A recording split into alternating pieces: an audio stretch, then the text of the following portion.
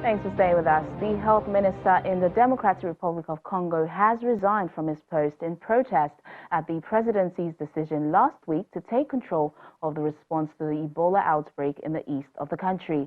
Mr. Oli Ilunga's resignation letter decried what he described as interference in the management of the response to the outbreak, the second deadliest in history. He also criticized outside pressure to roll out a second experimental Ebola vaccine against his wishes. Since last August, more than 1,700 people have died from the disease.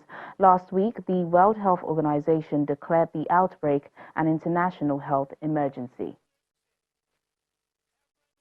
The British government says it plans to send 250 troops to Mali next year to join the UN mission, which is fighting against a jihadist insurgency.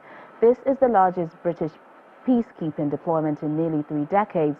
The force will carry out patrols gathering intelligence on possible threats in parts of northern Mali that are hard to reach. Until recently, the Dutch military had been responsible for this. Since 2013, more than 100 UN personnel have been killed in attacks in northern Mali, making it the world's most dangerous peacekeeping mission. Since my arrival in Mali, I have constantly advocated the allow MINUSMA to obtain the specialist capacity adapted to the complexity of Mali.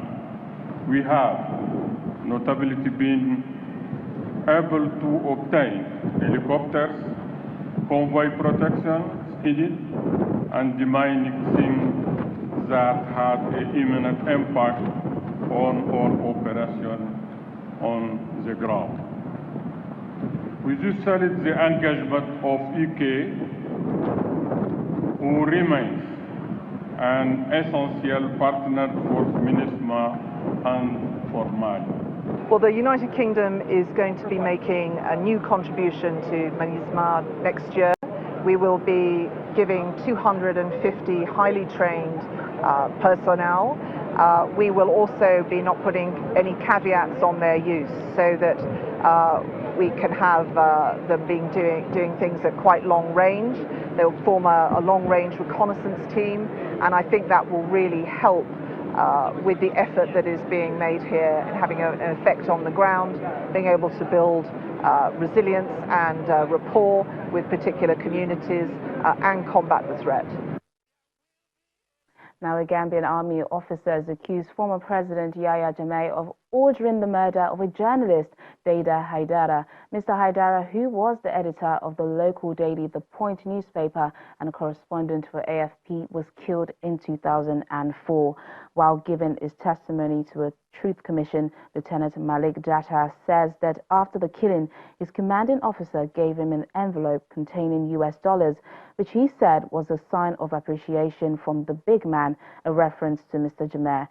Babukar Sain, Haidara's colleague and managing director of The Point, told the Truth Commission earlier that Haidara was killed for writing about the rampant corruption that marked Mr. Jammeh's rule. Mr. Jammeh had said in an interview on Gambian state television that the government had no stake in the killing. Now, the police in Egypt are still holding 5 Eritrean refugees arrested during a demonstration in the capital, Cairo, on Sunday. The refugees were protesting at the offices of the UN Refugee Agency about delays in processing registrations for newly arrived asylum seekers when police arrested more than 40 of them. Most were released later the same day, but 5 were kept in different holding cells.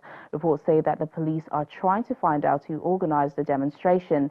The London-based rights group, the Eritrean Movement for Democracy and Human Rights, say they fear the group could be deported back to Eritrea. The UNHCR office in Egypt has not commented on the issue.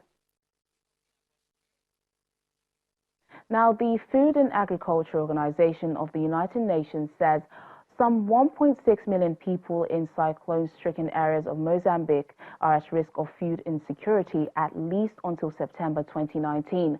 According to recent Integrated Food Security Phase Classification results, 67,500 children are in need of nutritional support, with some 90% of them acutely malnourished. The United Nations says the food security situation in Mozambique is expected to further deteriorate during the lean season from October 2019 to February 2020, with 1.9 million people at risk of food insecurity. Minda Gusado tries to salvage what she can from her former home, which was damaged in Cyclone Idai. She's a 34-year-old widow raising 3 children with the help of her mother. Suddenly, the roof was gone, and the house felt like it was in the sea. There were waves inside the house. Cyclone Idai hit on March 14, 2019, leaving 1.7 million people in need of food and an estimated 400,000 hectares of crops washed away, just weeks ahead of the main April-May harvest. In regional capital Beira, the mayor appeals to developed countries. They must change their habit. They must understand that what is happening that side is also affecting we here, innocent people. And now we are applying from them resources to rebuild ourselves. And those resources are not taking place yet. So they must understand that from what bad they are doing that side, they are killing people other side. World Food Programme is planning to provide food assistance for a total of 1.2 million people per month, with 800,000 people in the central districts, 150,000 in the northern districts, and 250,000 in the southern zone affected by drought. Clear land and pay them with food. We are helping them doing small irrigation canals. We are helping them to basically have plant nurseries, do some programs in terms of forestation. These are the things which will develop long-term resilience in the areas where people are settling down. WFP is currently transitioning from the emergency phase to the early recovery phase, expected to last until March 2020, which corresponds to the next main harvest season and the end of the lean season. That's the program today. Thank you so much for watching. I'm Teniola Shobowale.